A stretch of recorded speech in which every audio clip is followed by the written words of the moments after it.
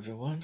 This video is gonna be about this mostly, though I'll be getting to other stuff over here. But let's begin with this 4 letters ATTA, Atta, which in the Phoenician alphabet will be represented with an ox, two sticks as a cross, and this will be Aleph and Tau, Tau, Aleph, and it will be symbolizing the sun door. And this is the wheel or the sun or the lotus or other form of symbolism, but the A is the indivisible hidden pneumatic guardian of the sun door, and this is another representation of this part by using letters, alphabet letters, and this is using more pictographic symbolism, and there's like symbolism between like Hathor and the sun and various such things, and the aspirant A is like the air. You kind of divide the air, and let me get to this Monas, which is the hidden one. The Monas part is the one, and there's the sun door. It's behind. The one is behind the sun door, guarded by the sun door as the guardians itself. Well, anyways, in my book I have this symbolism here with the brackets and the one and the macaco, if I say that right, or the wheel or whatever. And in another way, you could have this as a 9, which I'm not gonna get into too much symbolism on 9, which is a complicated topic in itself, because it gets into Yamlikus and some Egyptian symbolism and all that. But in general, disregarding that, you could also substitute it for the 8 hypostases of Plato's Parmenides, with the empty 9th one as the general review of the whole paradigm as a sort of 9. But regardless, this one will be the axis of the world, and which 1 plus 9 is 10, which I symbolized as in this way, with the brackets closed into itself, which is this and this together. And so this equals this. And did I say that Atta means soul or the true self in Brahmi Prakrit, and which turns into Atano, and from Atano is truncated to Atan, which means which is another way of saying the very soul, or which also like turns into Atman or Atamano, which means the how should I say, the extrication of the soul into itself. It pulls itself upwards and away from materiality. And which the intermediate symbolism from the Brahmi Prakrit term for soul before turning to Sanskrit will be symbolized in Phoenician letters like this, which symbolically could be or hieroglyphically re-represented in this sort of fashion. And in the Pythagorean paradigm, 4 is meant of 10, which there's 4 at the bottom, 3 at the third, second at second, and the 1 at the 1. Well, moving on, I have more of these. In my book, I have this sort of brackets here, which represents ahoristos, which is a plus horismos, which is in Egyptian will be anket, which is without horizon, and this is the hieroglyph for anket. And in my book, I didn't explain it verbally or not.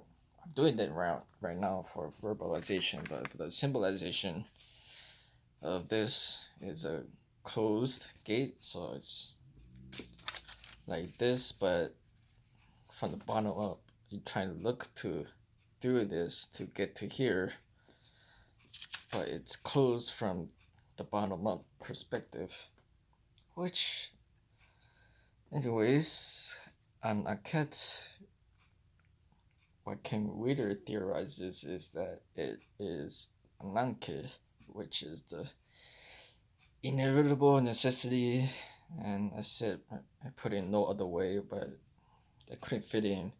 There couldn't be any other way other than this, or whatever other explanation that Ken Reader said. And here's the next thing.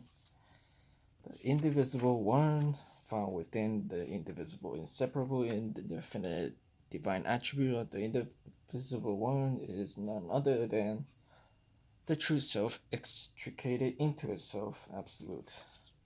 And here's more of the paradigm of what I've just said, of what I meant by the divine attribute, is more of the reflection of the principle away from itself, which from that begets the one many, which could be represented as 1 plus 5 to the power negative 1, or 1 divided by 5 to the power negative 1, which leads to being, or 5 to the power 1, or just 5. But I put in a 1 to not make the mistake of just treating it as just 5 in general, but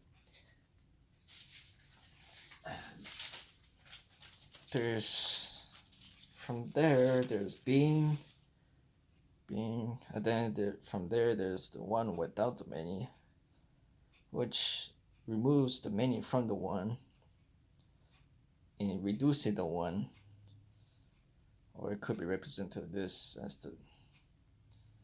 as the soul.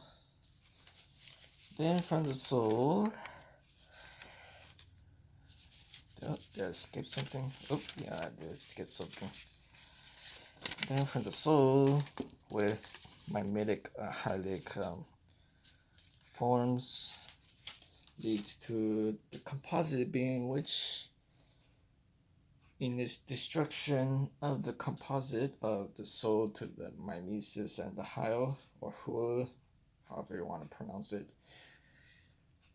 leads to the dual being and dual becoming, or dual being and becoming, which is 5 to the power 1 added to itself, and the total soul will be the multiplication of the dual being and its becoming as this totality of that soul, the function of the soul in its totality, with mimetic and hylic forms derived from the many, removed from the one, as mimetic hylic 2 times 5 to the power negative 1.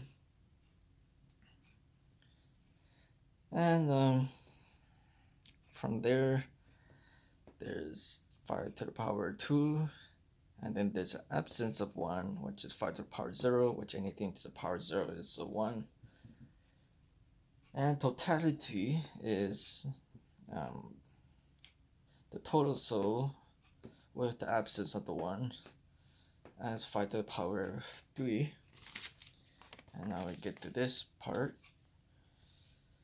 which the radiance of the 1 as visual represented as 1 over 5 to the power 3 equals 5 to the power negative 3.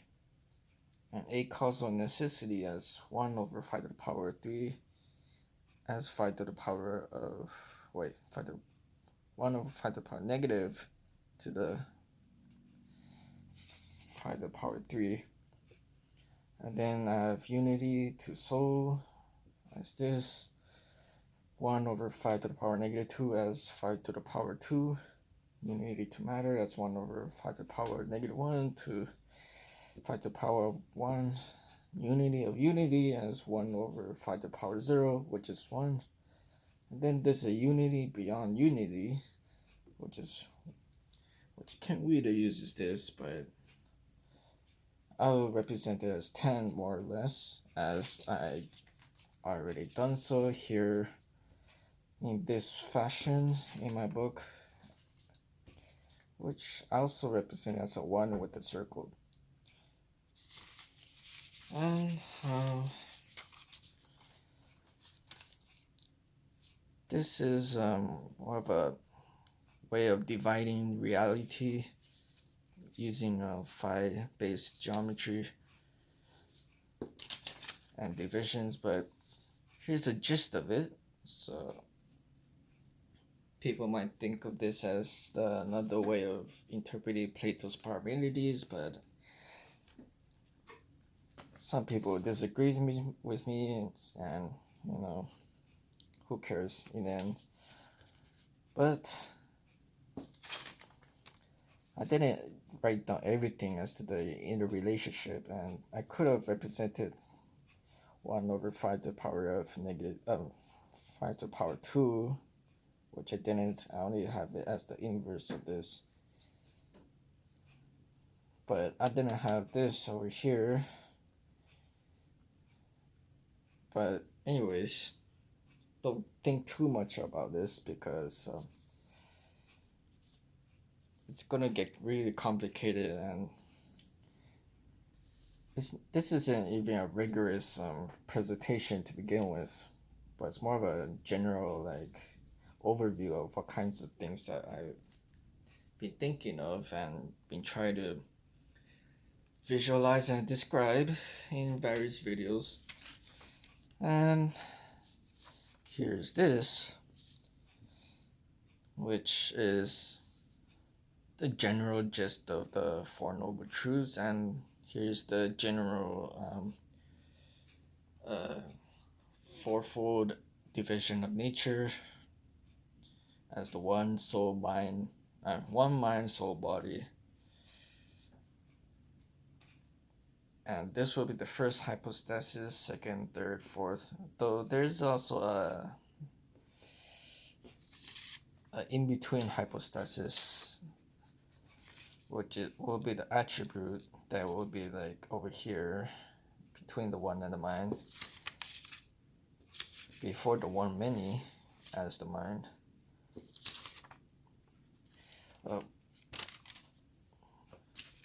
This part, I don't think anyone has explained it this way in trying to combine the Four Noble Truths with the 4 hypostatic divisions of nature.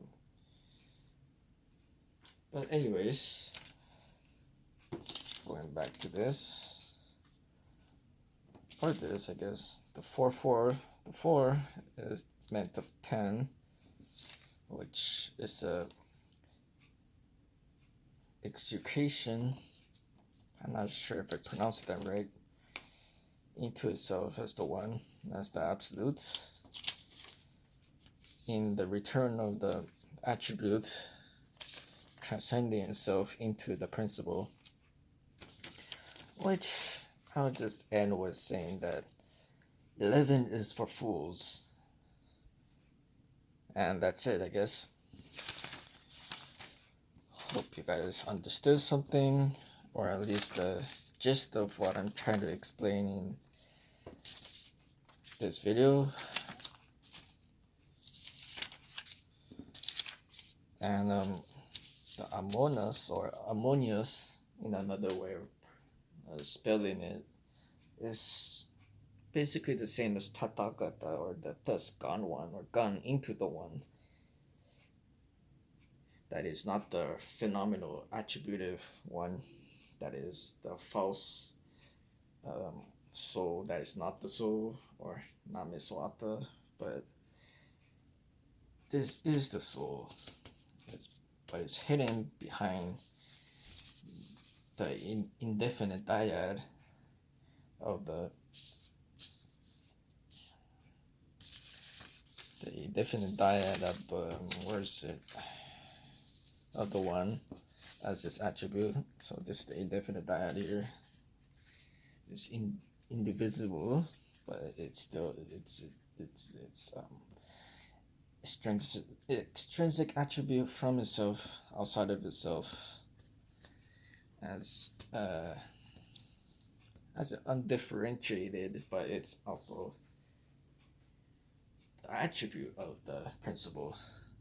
So there is still some differentiation of the undifferentiated, which leads to various distinctions of unities of the one to the totality before the generation of phenomenal totality within totality outside of the various hypostases. And alright, I guess it's said enough. There is no duality, it's more of the unity of the one to the one. You will find the truth